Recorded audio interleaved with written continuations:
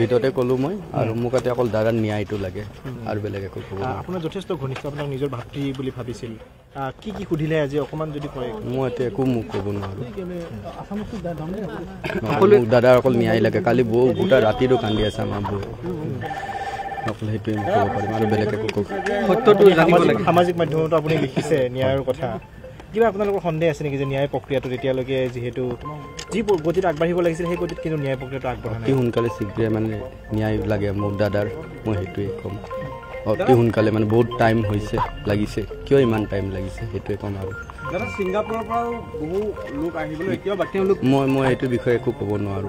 মই অকল মোৰ দাদা ন্যায় লাগে, মোৰ ন্যায় লাগে মোৰ দাদা। আপুনি সেই ছিংগাপুৰৰ ব্যক্তিসকলক কি ক'ব বিচাৰিব?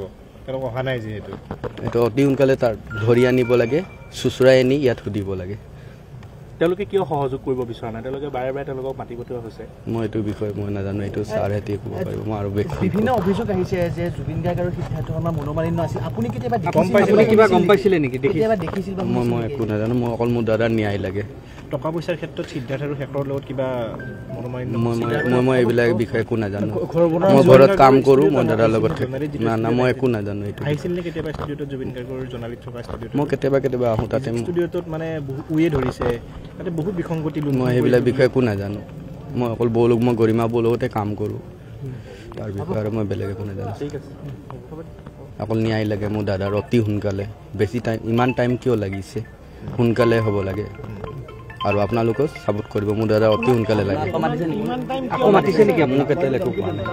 আপুনি কোৰ্টত যাব লাগিব? মোক একো কোৱা নাই। নাই, মই এইটো ক'ব নোৱাৰোঁ এতিয়া। মই ভিতৰতে কৈছোঁ। প্ৰশ্ন কৰিছিল নেকি যে কিয় ইমান দেৰি লাগিছে ন্যায় প্ৰক্ৰিয়াটোত বা তেওঁলোক ধৰি অনাৰ ক্ষেত্ৰত? মই একো সুধিব নোৱাৰোঁ ন।